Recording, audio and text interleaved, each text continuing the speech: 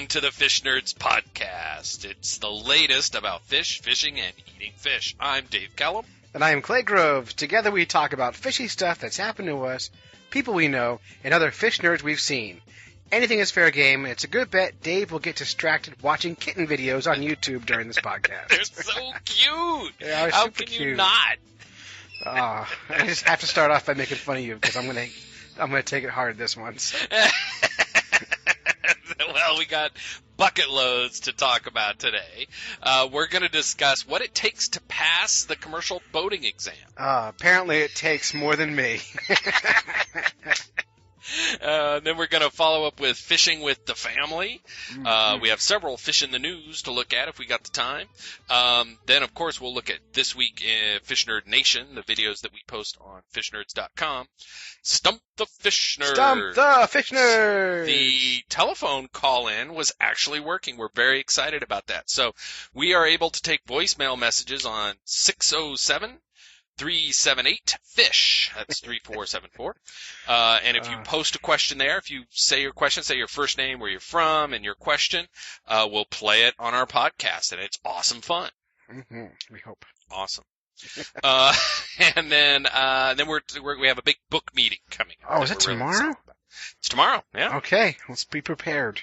Let's be prepared for fame. Yes. New Hampshire famous. Very exciting. So, speaking of legendary famousness, I remember when we were fishing on Silver Lake last week. Mm-hmm. We were going after the mighty whitefish. Mighty whitefish. And we're chatting about what's coming up, and you're like, "Hey, I gotta take the commercial boating exam for my job over the summer." Yes. And I was like, "Oh, that's great. Are you studying?" "No, I don't need to study. Wow, I haven't even cracked the book." Roads where we're going, we don't need roads. Don't need those stinking exams. Apparently you do. So. Yes, so, yeah. What happened? Well, let me tell you what happened. First of all, oh man. So I'm really, this is actually quite, I can't tell you how embarrassed I am. You know how I usually, you know me. I roll with the punches. I'm pretty cool. Yeah, you're as cool as a cucumber. Yeah, I guess. Like I'm so easygoing about some things. I studied for this exam the night before the test. I read the manual, and then I went online and I found the online version of the test through the Department of Safety website. Wow, that sounds very straightforward. And I took it. I took the test, and I aced it. Mm-hmm. And I thought, perfect, got it. I'm ready. So then I went down to take the test with about 60 other people. Nice. Were they Rhodes Scholars in the No, class? these were all, mostly were Australian and Irish and a bunch of camp counselors from all over the world. Oh, right, because it's the summer kind of work trade thing. Right, summer camp season. So I'm in a room with all these kids. The safety officers do a quick review, answer whatever questions people have. I'm like, all right, let's just get this over with. I got this. And they hand out, a paper copy of the test. Mm-hmm. It's, by the way, not in 2013. Right. All these mimeographed or photographed copies of tests going around. And then a answer sheet, you fill in the blanks. And then they said, okay, when you finish the test, we'll grade them right here in front of you and give you your grades. Nice, right? Okay. You gotta get like a 76 or something to pass it. Okay. So and then when you finish the test, they sit there with red markers and they grade it by hand. 60 of these things. Even though you filled in the little circles? That doesn't make one difference whatsoever. There's just these old guys marking with a red pen. So, Joe's our analytical grader. Yeah, so I get the test, and I start it, and on the first page, I'm already like, oh boy. Because I memorized most of the safety stuff. I figured, all right, they're going to be asking questions about boat safety, things I gotta know. That's what you would want of a commercial boat driver, yes. Yeah, and I'll get into the questions in a minute. So I got through the test. By the way, while I'm taking the test, it took me about 45 minutes. While I'm testing, like 10 people got up and turned their stuff in. They're getting hundreds. Boom, 100. Boom, 100. And I'm like, how 100? How the heck's that happening? So I have a theory, but I'm not going to share that. And so I'm like, all right, fine. Turn mine in, and I wait, and I watch them grade it. Yeah. Red line, red line, red line, red line, red line, red line, red line. I'm like, oh no. And I start feeling really nauseous. Because my summer job requires me to have a commercial boating license or I can't work. I'm taking kids fishing every day. I'm getting paid to do this. Right. And so, anyway, he puts a score up and it was like a 72.9. Oh. And I think it was 2 questions off from passing. And I'm like, totally embarrassed. I'm the oldest guy in the room. All these foreign kids getting hundreds. And I'm like, 72.9. Oh, I'm an idiot. So afterwards... Well, you're a fish nerd, not a boat nerd. Oh, my... Well, the most embarrassing... the worst, I had to call my dad and tell him. My dad's retired Coast Guard. So... Talk about embarrassing. I had to tell my wife and my dad, and just the 2 people who I just don't want to let down. I'm like, I'm sorry. Oh, Sorry. they both changed their last names. I don't know. They're no longer Groves. So. Well, the worst thing is, if somebody says you're dumb, you'd be like, well, I was tested. Yes, that is true. That is in fact the truth. But here's the worst thing. I'm a teacher. For one more day. Unemployment's coming fast, but I'm a teacher. Yeah. I know better than to blame the test. Here I am blaming the test, but Right. I'm going to get there. Okay. But it's not the test's fault. It's my fault for not studying enough. And here's how I know. Okay. I walk up to the instructor. They don't call them instructors. They're proctors. Yes. And I said, look, you guys are scheduled to be here till noon. How about I just retest right now? Because it's only 10 o'clock, right? And he's like, no, you got to wait at least 24 hours for you to retest. I'm like, yeah, but you can just throw my test in the trash. I'll be done in 40 minutes. Nobody will know the difference. How about that? He goes, no. And he reaches under my arm. I'm holding a white envelope. Yeah. And he pulls the envelope out from my arm without having to ask him. He just takes it right out. Oh. And he pulls the boating guidebook out of there. Yep. And he goes, tell me, did you study? I said, yes, I did. Uh-huh. And he's talking to me like I talk to my students all the time. I studied. And he goes, okay. And he flips to the back of the book where there's all the practice questions. Oh. And he goes, I can't help but notice that your practice questions are all blank. Did you try these questions? And I went, I know what you're doing. I've been there. And I don't like it. And he goes, well, I'll tell you what, if you had done that, you'd have passed the test. And I went, oh, you're right. I'm blaming the test. How about you just let me retest right now? So, but the cool thing was afterwards, they stayed after with me, let me look at the actual test and my answer sheet and figure out what I went wrong with. Right, because obviously you need help. I need big time help. So you want to hear a couple of samples? I do, yes. Of some of the questions I got wrong. And you could tell me if these are safety questions or even questions that you think should even be asked by a boater. Or, well, we'll get there. Let me find a good one here. All right, so this is the commercial license. So because kids are entrusting you with their lives, parents have, said the kids are there, that as a captain of a pontoon boat, is it a pontoon boat? It's a pontoon boat. Yeah, so as a captain of a pontoon like that. boat, I'm gonna make these them are call the me critical captain. things you should know. Right, so here's an example. I wrote down a few of these. Yep. Properly displayed bow numbers must be at least 3 inches high in bold letters and read from left to right, read from right to left, be displayed in the stern of the vessel, be a minimum of 5 inches wide, or be black in color. Wow, those are the multiple choice. That's the choices. And for me, I read that question, and I went, geez. Bow numbers should be on the bow, so the stern's out of there. 5 inches wide seems awfully big. Mine, on my boat are black, and they read from left to right. So, I don't know the answer. I probably got that one wrong. But the problem with that question, here's where I go blaming the test, and I'm sorry for this. I apologize if any of my students are listening. That question is not a safety question. That's like asking a driver's test guy, how big should your license plate be and where it should be placed? It doesn't matter. That's a question that that the enforcement officer should know that stuff. Yeah. For me, I just buy the boat. It has numbers on it. I drive the boat. So I don't know the answer still. I will know it. Well, it does seem like the kind of thing that it seems trivial. Yes. It does seem trivial, but there's a lot of questions like that. I'm probably going to bore this podcast out with sharing. Here's one. A hull identification number, HIN, is used the same way a vehicle identification number, VIN number, is used the same way as license plate, tells the max horsepower, or must be large, bold letters in good proportion. Again, what? In good proportion. I think really anything should be in good proportion. Everything should be, yeah. But again, like, there was tons of questions like that on the test.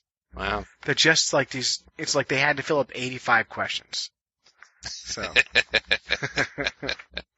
And then there was a lot of water skiing questions, which I didn't bother to learn. Oh. Well, Yeah. that may be been a thing. Although pontoon skiing is probably not high on the list. It happens. It does happen. It happens. Here's an example of one. What's the maximum number of people that may be towed on water skis from one boat at the same time without a permit from a director of state? That's very useful information for all boaters to know. I wonder how many times the director of state gets a permit. I want to haul 12 people up on a pyramid. I saw a pyramid down in Florida. I want the fawns to jump the shark. That's don't even get to shark jumping. That takes that takes 3 signatures. I think we jumped the shark with our podcast. Yeah, we did. Questions. That was kind of boring. So I'm not going to go on about it. But I'm retaking the test this Thursday. Nice. I've made flashcards. I filled in the blanks in that workbook, and my boss at the camp has very high expectations. Oh, this is put the pressure on. I don't want to jinx you, but like, you got a lot of pressure on this. Always. So next week, we'll definitely revisit this and see if Clay actually could do his summer job. Oh man. All right. Poof. Done. Let's put that behind us. I'm a little embarrassed. That's okay. I'll be sure not to let you forget it.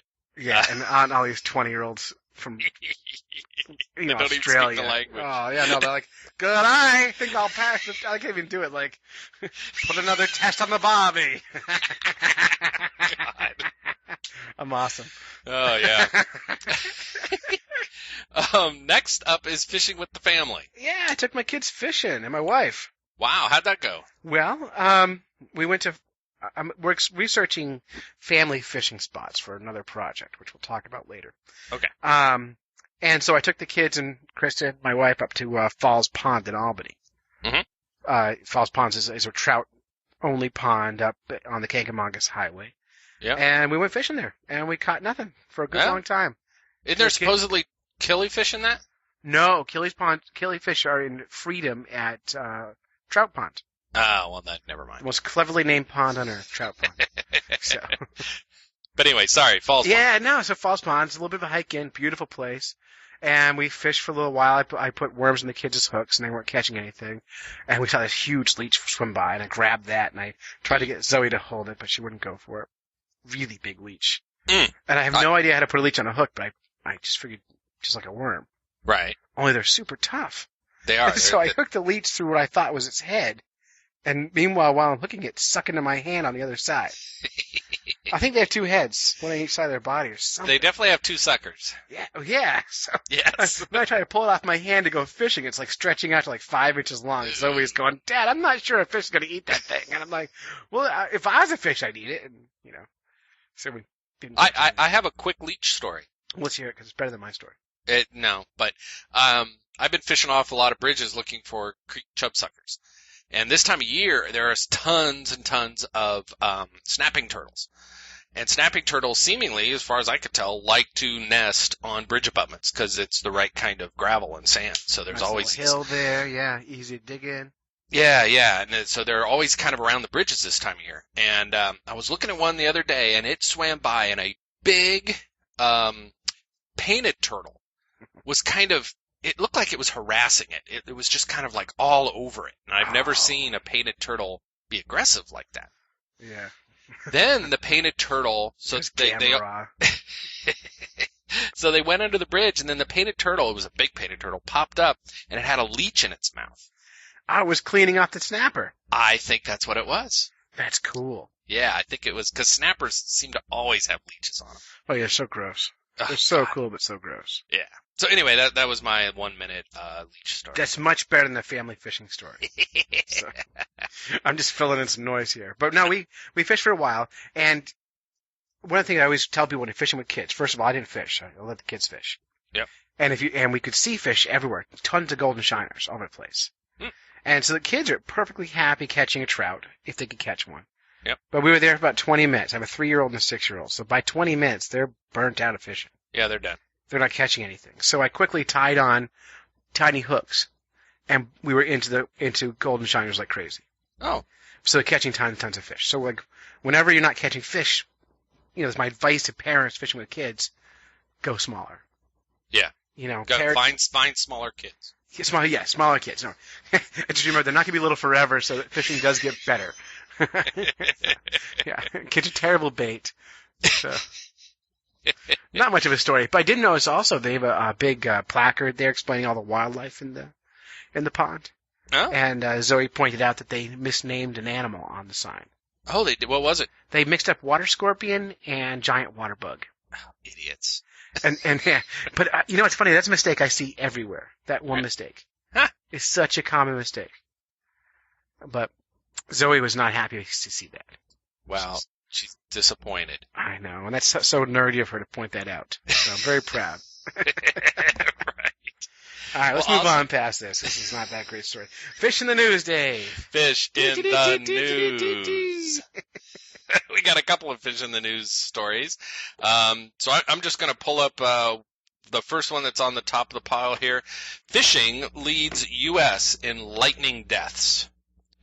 So between people are dying when they're fishing? Is that what that says? Lightning, yes. People getting struck by lightning. Really? Is it because of lying? Well, I suppose you're out on the water with a big lightning rod. Oh, jeez. I thought it was because they lied so much. Right. Between 2006 and 2012, 238 people died from lightning strikes in the U.S. Not all fishing, though. Wow. That's 37 people a year died of lightning. Most, 152 of these deaths occurred from leisure activities, as opposed to working activities, I suppose. Right, because I leisurely sit in lightning storms. And then whenever there's a storm coming, I get my chaise lounge out, put it out there, make myself a nice strawberry daiquiri, ice it down with some hailstones. We're good to go. So over that 6-year period, 26 people bought the farm with lightning. And wow. As opposed to camping, 15, boating, 14, and soccer, 12. So you would think golf, right? You would think that, yeah. Yeah, but golf came in at 8, and apparently there's a big campaign to keep golfers from getting struck by lightning, and it's working. Really? Yes. Interesting. So there you go. So if you're out fishing and you think there is a thunderstorm bearing down on you, they said the main reason is people misjudge it and they don't get out in time. Well, hey, this is from the boating exam in New Hampshire. When a storm's coming. Why should I believe you? In New Hampshire, when a storm is coming, which way should you always look? That's a real test. That's a real test question. I got this one right. You should look to the future. To the west. To the west. To the west. Storms come from the west. So there you go. That one I got right. That one you got right. I do teach science. I can hear that. The next story. I know where the weather comes from. So. Is in Let's Chicago. Let's talk about me some more. What was that? Let's talk about me some more. Yes. Chicago, a angler is trying to break the world record for catching the most fish in a 24-hour period. It's crazy. It's crazy. What's the current record? The current record is, let me read through this. This guy sounds, he's a total fish nerd, but he's also like a nerdy nerd. He's a revolutionary nerd. You know those guys that do, I think he's a recreation guy. Oh, just like the reenactments? Yeah. That's super nerdy. That's a weird kind of nerdy. Yeah. Yeah. That's like worse than Doctor Who kind of nerdy. And he does fishing teaching, which is great, right. And he does urban stuff, and he's like a little multi-species. I mean, he's definitely got his head in the right fishy zone. But he has a program that he fishes like George Washington. What does that mean? I don't know. But I don't know if he dresses like George Washington. I wear a powdered wig when I go fishing. I don't lie about it. Was George Washington? No, it was Abe Lincoln wasn't the liar, right? No, it was George Washington. Was it? Yeah, he chopped down a cherry tree, all this stuff. Yeah, okay. I guess Lincoln was a liar. Are you saying Lincoln was a liar? That's a damn liar. So anyway, the current record was 2,649 fish. In one day. In one day. And we could do if this that. guy's going to break the record, he needs to average 2 fish per minute. Wow. So I don't see how you could do that. Well, and you have to stay in the school. Yeah. And you would have to just, like, you'd have to make your gear barbless. God, for 24 hours. Can you imagine that? 2 a minute for 24 hours. When you pee. I suppose you just pee right there. Like a marathoner. This is an interesting bit of trivia. My boss at work is doing lobster research out at Block Island in Rhode Island. Catching the records? I don't know if he's doing any record catching, but he said, hey, I learned how to pee on a lobster boat. Oh, good. I usually pee off the side, I would think. But... Well, see, that's why you fail exams. That's right. That was not a question on the exam. So the answer is you pee right in the middle of the boat. On the floor. On the floor, right in the middle of the boat, and because it's dangerous to be on the side, like leaning over the side. Well... and the deck is always wet. There's always stuff floating. They just pee right there? They pee right in the middle. At least that's what they told him. So. Well, that's what they told him. He's going to tell all his friends. And they're going to read a story about it, and they're all going to be out in the water playing their little musical seagoing instruments and giggling and singing songs about them. So anyway, that's the story I heard. Everyone pees in the middle of the boat. I'm about to do it. Go for it. Okay. Be on the boat. That's how you do it. Anyway, the last fish in the news is a Minnesota man is sentenced to jail after cheating in fishing competition. Wow. And the quote is, God told me not to do it, but I did it anyway. Wow. Well, maybe... So God told him not to do it. And he did it anyway. Well, and there you go. Should have listened to God. Should have listened to God. After last week's, I'm not sure how far I want to go into God, but... So he's a 72-year-old Minnesota man, was sentenced to 1 week in jail for cheating in a fishing competition. Wow. 7 days. 7 days at 72. So that's a calculable, percentage of the guy's life left. Right. It could be the rest of your, well, he got life, but they didn't want to say that. Let's go a week now, and we'll see how it goes. Just take it one day at a time at this age, Now, this wasn't his first offense, I understand. No. And so he had a trail of suspicion following him for years, according to the locals. He was caught trying to pass off the fish at the February competition. See, what were some of the other things? I guess he brought a live pike in. I read. I don't have the article in front of me, but I was reading this. He brought a live pike from another body of water into a fishing competition, and he carried it out in the ice, and then he got booed off the ice and arrested. So. That is awesome. But on that one, God told him to do that. God says, "Thou shalt bring a pike." So. He's like, okay. Yeah.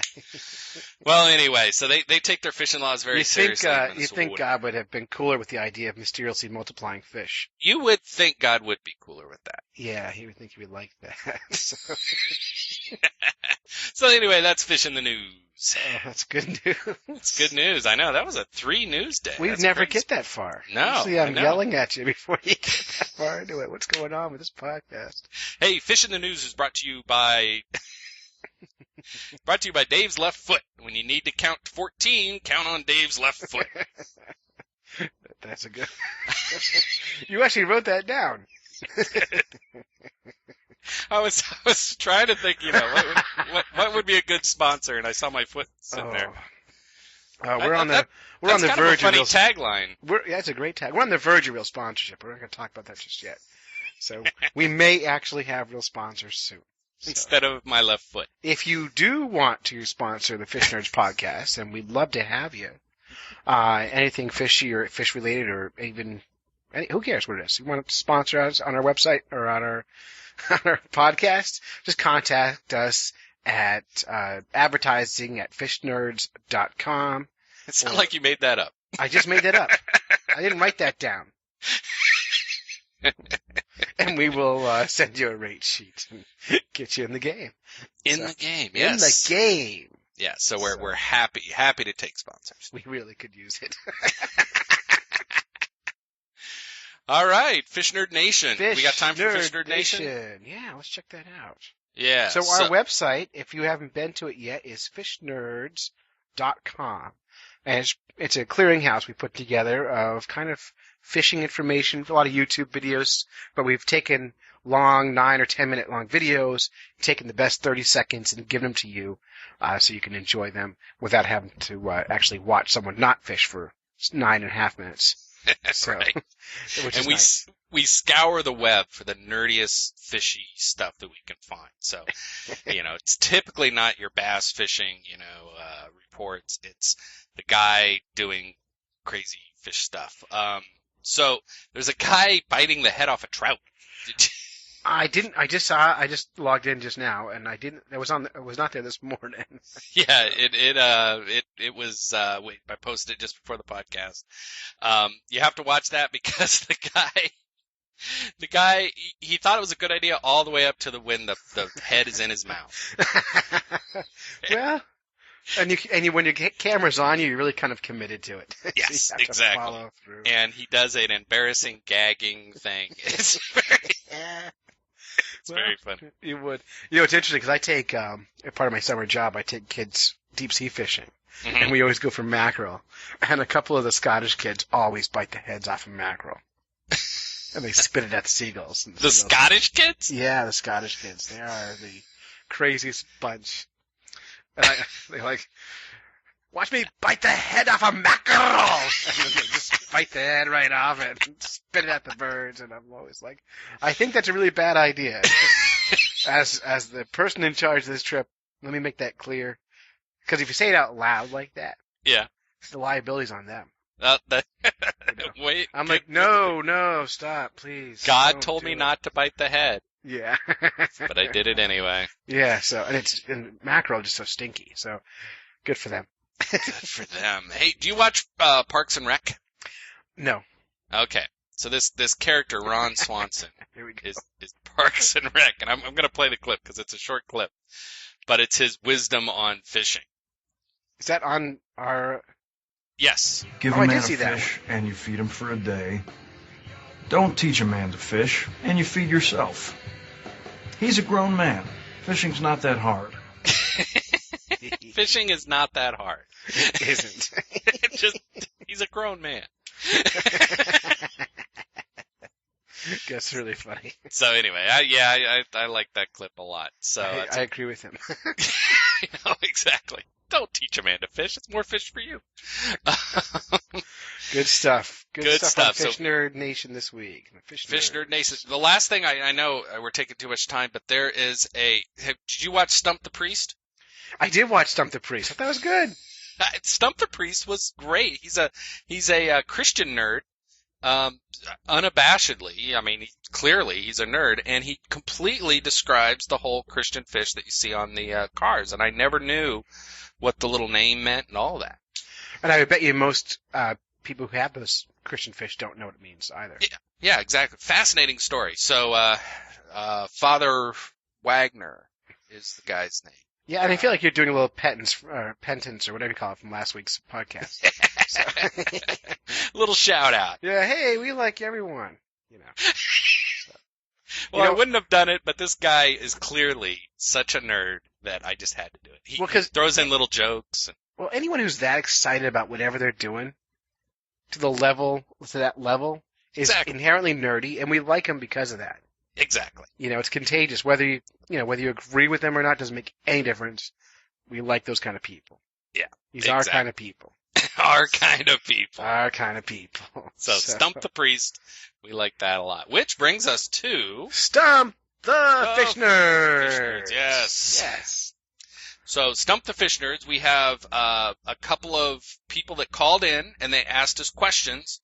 And we're going to play a few of those right now, and we're going to answer those. Why don't you give the number out, Dave, while I cue these up? Okay, I will as soon as I find the number. So the number is, should I talk slowly? No, I'm good. 607-378-FISH. Fish. 607-378-3474. Right. And so the first one, here we go. You ready? Yep. It's a little delay here. Hey, Fish Nerds, I have a question. How come nobody ever called the Fish Nerds? Oh, that was me. That was you. I was testing. Wrong one. Sorry about that. That's an accident. You got another one? Yeah, I got another. Here you go. Here we go. You ready? Yeah, I'm ready. Hey, Fish Nerds, this is Scott Cornelius. So I was kind of wondering, what's the best way to grill flaky fish? What temperature? And would you use direct heat, direct grilling method, or indirect? Thanks. Awesome.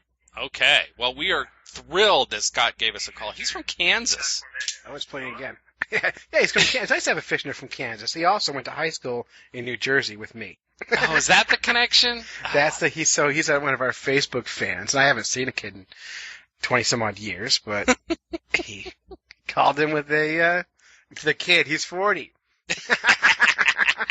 With a question, but a really good question. The question was cooking flaky fish on the grill. Best method: direct heat, indirect heat, whatever.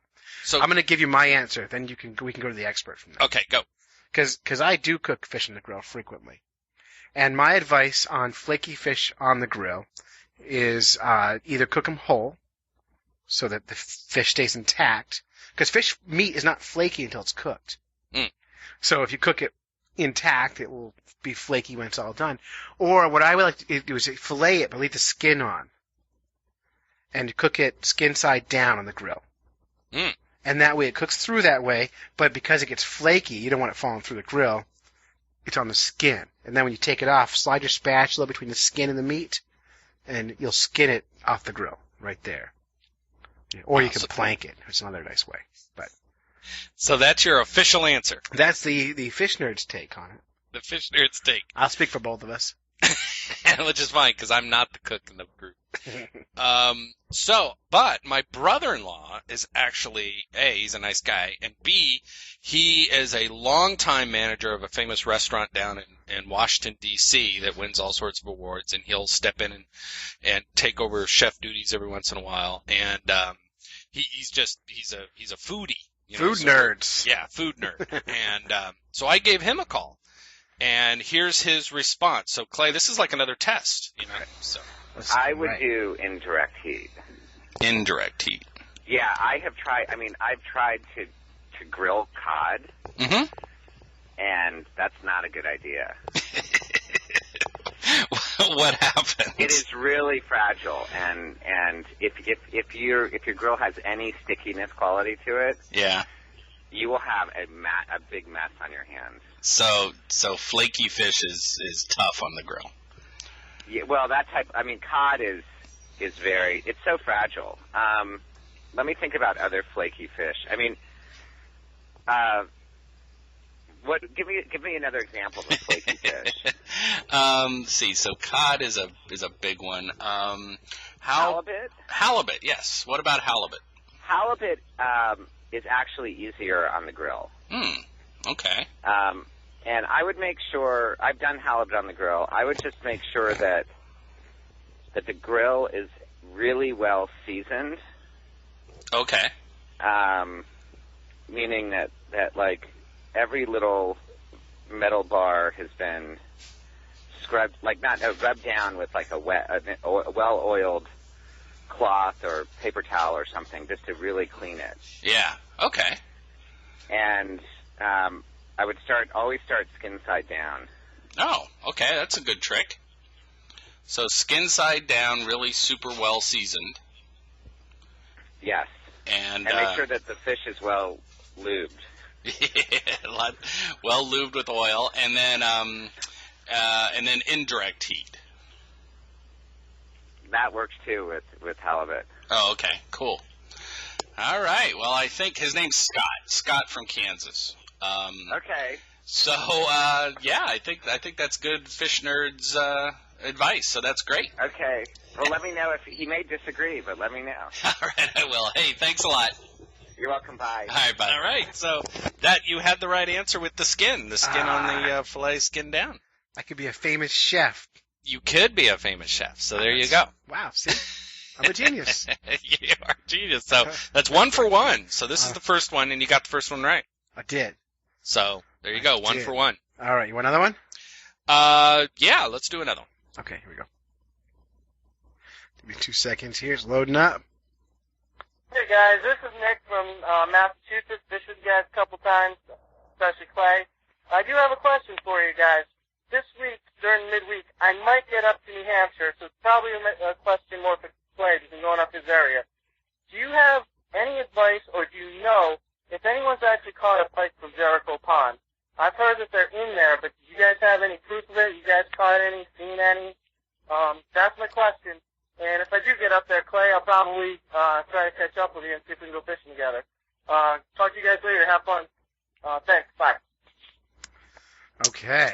All right, Nick asking about pike at Jericho Lake. Jericho Lake up in Berlin, New Hampshire. And That's a long way. It is. Well, for me, it's only 40 minutes. Oh. But I know the answer. What's the answer? I don't know. Well, no. No, there's Fish and Game says there are pike in there. And according to the people in the know, they do catch them up in that lake. And the interesting thing about pike in Jericho Lake versus anywhere else in the state is pike need to be, I think it's 24 or 32 inches to keep, or 24 inches to keep anywhere else in New Hampshire. In Jericho Lake, I think it's only 18 inches. Wow. So that suggests that they don't like pike in Jericho Lake. Yeah. Well, they're not native, and you know pike, they're hungry. Yeah. So that's the answer. There are pike there, and you can catch them, and you can keep them. Although, from experience, I can tell you they're not, at least the way we cooked them, not the greatest table fish the way we cooked it. Do you remember how we cooked it, Dave? I don't remember. Do you remember? Yeah. Well, remember the northern pike we caught in the Connecticut River, it took us like 6 trips out to get it. It was an hour drive out, hour and a half drive out. Yeah, it was painful. And so I decided that the pike was very jerky, and therefore I made jerky out of the pike. That's right. My mistake. The pike probably tasted great, and I'm insulting pike by not eating them properly, but we made a maple blackberry pike jerky. And it tastes as good as it sounds. Yeah, nice. Yeah, it's awesome. Ooh, yeah, I remember that now. I think I still taste it. Yeah. So yeah, pike jerky. Yeah, and Nick is a cool guy. We'll have him on the podcast sometime. He has a fishing blog out of Massachusetts. We'll put a link up on our page, but it's really good. He's a total fish nerd and a lot of fun to fish with. So we like that guy. Yeah, and he's a writer too. He'll write for things. He writes for On the Water magazine. You know, On the Water magazine, I just want to do a little plug. I bought one the other day, and I really hadn't read it much. I'm surprised of how good the articles are. A lot of times those rags, you don't think much about them. Don't come on, rag. We might want to write for them. Well, they're always trying to sell big, bass, this, that, and the other, and all this. But the articles, I was really impressed. And so anyway, I recommend people to pick up a copy of that and check it out. Yeah, good stuff. Good stuff. By the way, we use Google Messages or Google phone numbers for our voicemails, and I'm just going to read you one. So when you use Google messaging, they send you a text message of the voicemail you get, as well as the actual link. Right. And so state-of-the-art voice recognition to text software, obviously. Right.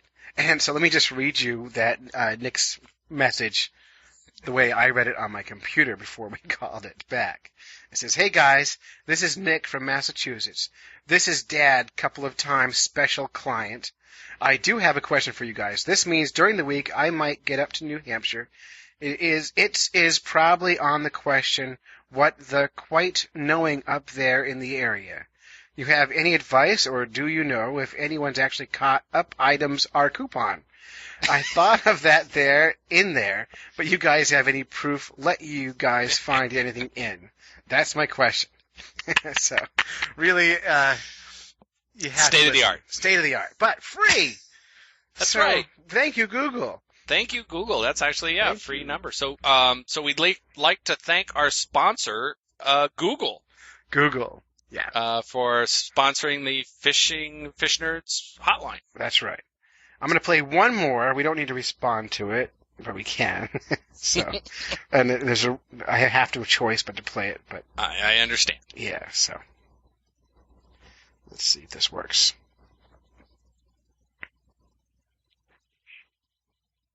Hi, I'm Zoe.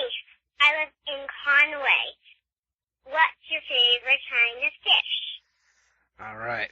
That's it. That's Zoe. And I have that's my kid. And she's 6. There's nothing, when you call a house and you get a voicemail and it's the little cute kid on the voicemail and it's obnoxious. Oh, God. Right? Well, right. That's my version.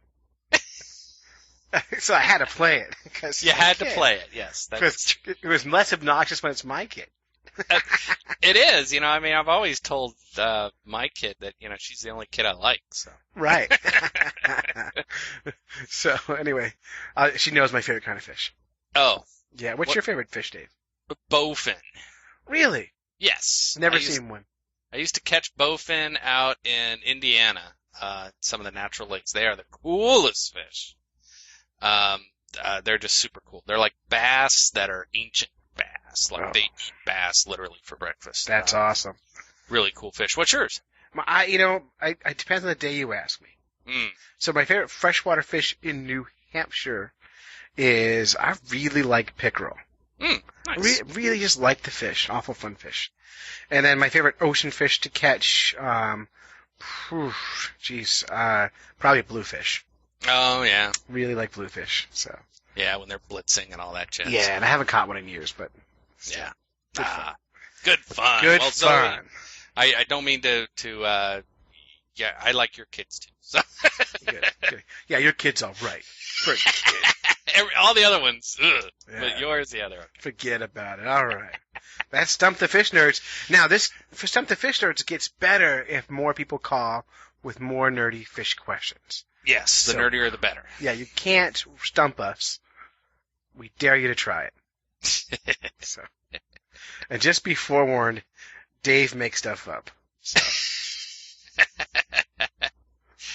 Look, I'm not the one that failed an exam recently. Oh, yeah, you're good point. Just be forewarned, I don't know anything.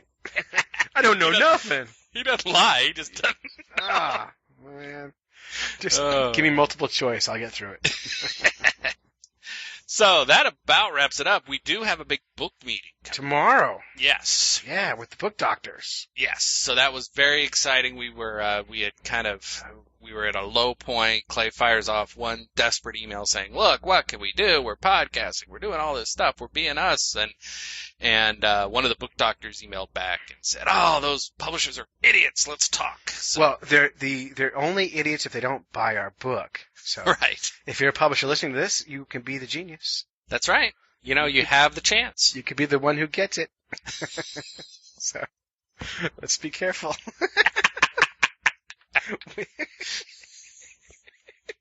Always the diplomat. I'd like someone to buy our book, Dave, and I don't want to insult everybody.